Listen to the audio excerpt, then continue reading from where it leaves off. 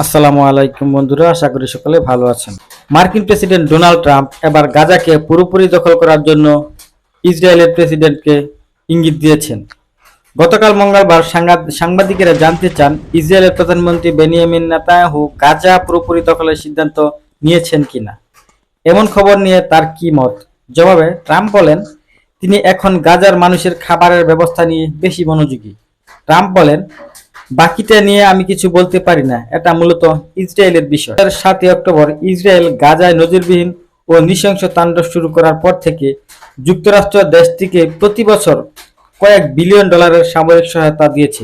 Israel গাজার অধিকাংশ অংশকে সামরিক এলাকা ঘোষণা করে ফিলিস্তিনিদের জোরপূর্বক সরিয়ে এনে সীমিত কিছু জায়গায় গাদাগাদি করে রেখেছে। ফলে এই উপত্যকার প্রায় 86% এখন ইসরায়েলের নিয়ন্ত্রণে।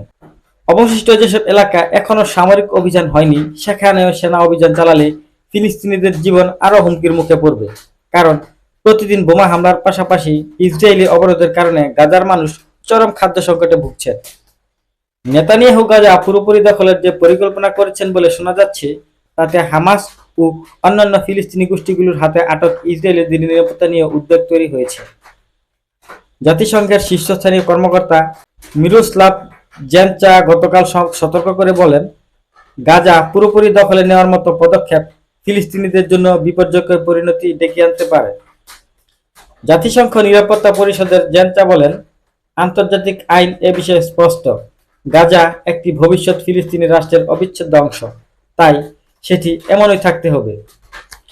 2005 সালে ইসরায়েল গাজা থেকে তাদের সেনা ও বসতি তুলে নেয়।